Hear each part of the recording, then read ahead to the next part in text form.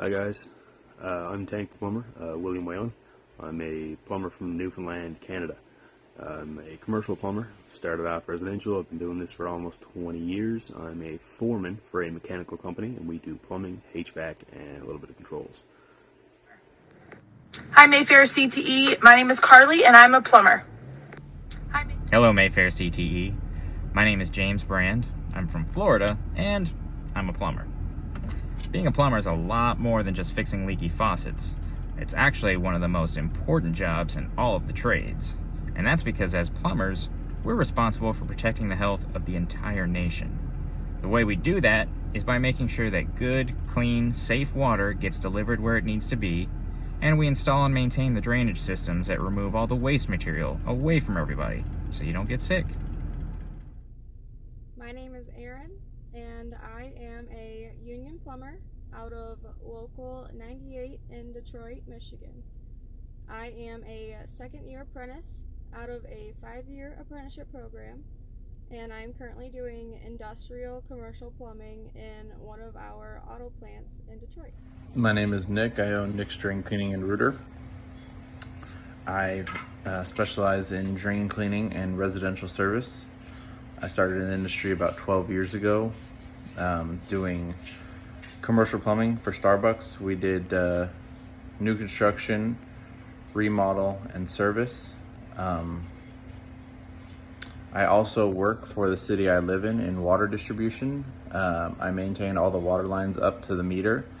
So I fix all, 8-inch asbestos cement pipe, 12-inch C900 steel pipe. I do everything if it's leaking, and repairs. I do pull new services up to the meters, replace angle stops, and before that I also did wastewater collection. So I actually hydrojetted the mainline sewer lines and maintained them 400 miles of sewer with driving Vector trucks and hydrojetting. We did about 400 miles every 2 years and maintained every single line from 8-inch all the way up to 48-inch. Plumbing is an amazing industry to get into. So is working for your local municipality in wastewater or clean water. There's so many different options. Water distribution, you can do operations, which is tanks, pumps, clay valves. I work in construction, we fix all the leaks and stuff. And then you have meter crews who read meters and replace meters. And then wastewater, you can get into collections where you're cleaning the sewer lines and maintaining lift stations. You have operations, which you're actually working in a wastewater treatment plant. They're great careers, and I love doing plumbing. I've done it for 12 years, and I'll do it for the rest of my life. Ethic is key. Work ethic is key. If you go in and you don't look like you want to do it, you're done. They will not give you a chance. If you go in and, you're going to be the annoying kid, ask questions. Always can do attitude, right? Like, be honest if you don't know something, like, don't lose a finger over acting cocky, but can do attitude. Yes, I'll do that. Yes, I'd love to do that. I'd love to do that. That was always the one compliment I got, was from my foreman, was like, even the menial jobs that the guys don't want to do because they're too good for, I'm like, yeah, I'll do it. Yeah, you want me to fire caulk? I'll fire caulk. Like, fire caulk, you don't even know what fire caulking is, right? It's painting silicone around holes that go through walls. Like, who wants to do that? You don't want to do that if you're a plumber. But you have to humble yourself down. It really is a humbling experience, especially getting into the trades. The trades want to knock you down. They want to see if you're good enough, and you have to stand up and say, I'm good.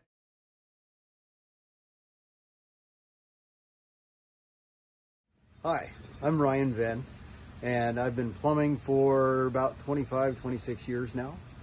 I do a lot of residential remodels, and I specialize in medical systems and dental offices. Run my own shop now, and it's industry that needs talented people. And I think what Pfister is doing here for the industry is fantastic. You know, of the three things that's most important for American Plumber Stories, which is inspire, educate, entertain, the education is where we're going to focus on. That is the most important part, where we've got to get the younger generation involved in the trade. Season 1 was an education for us at Pfister. We realized how important the education is to build the next generation of the trade. So we're going to do that in Season 2. We're going to look at ways plumbers across the country or teachers are educating the next generation. They want to be a part of this. They're asking, how can they help? What can they do? We're going to embrace that, and we're going to showcase that, and we're going to keep expanding this movement so that we can continue to grow American Plumber Stories and continue this movement. Hands-on aspect of learning is gone. I think we need to bring that back. I really think that we need to get the building trades back into the schools. Like back in the day, I used to go to shop class. We need to get back to that. The stereotype, what the average person think what a plumber is overweight, plumber's crack, messes up your house, doesn't follow direction, and when you leave, you still have a leak and is gonna charge a lot of money. I'm the complete opposite stereotype. I get a lot of people on Instagram that DMs me like, man, you don't look like a plumber at all. And I'm just like, okay, what does a plumber look like? And then they explain it to me. I said, man, plumber could be anyone. It could be a male, it could be a female, it could be anyone, young or old. People who have lost their jobs during the pandemic, if you were managers and you have the ability to problem solve, then plumbing is for you. I owe everything to the plumbing industry to give back, to show these youngsters that are up and coming that there's more to life than running in the streets or, drinking every weekend. So I credit plumbing to taking me out of poverty. I credit plumbing to taking me out of these streets. And I credit plumbing to saving my life. Plumbers.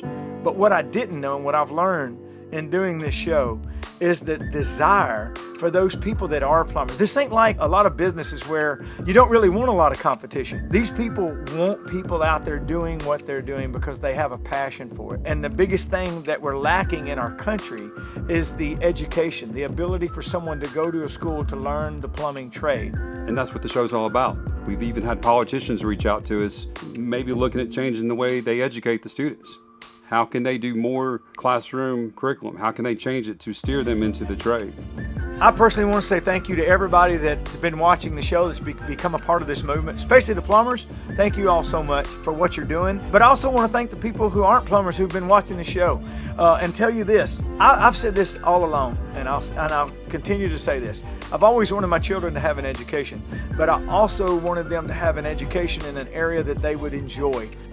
And you don't have to be lawyers and doctors to make a lot of money. And we've shown people in the plumbing trade that have proven that. So continue your education. But parents, if you got kids that want to be plumbers, instead of forcing them to go to college, you might encourage them to go to a trade school or get involved in a place where they can get that education in a trade where they're going to make a lot of money and they ain't going to have a lot of school loans paid back neither. Season 2, you're going to see a lot of what we've seen in Season 1. We're going to continue to highlight plumbers and talk to them. But one thing, like I said, that we learned in the past, in Season 1, we learned that a lot of these guys are doing this and are excited about being a part of the American Plumber Stories because they know that this is a platform that highlights the necessity for plumbers' education. So our objective in Season 2 is to continue that. We want to continue to grow the potential and the possibility for us to help and assist in the creation of the education of plumbers.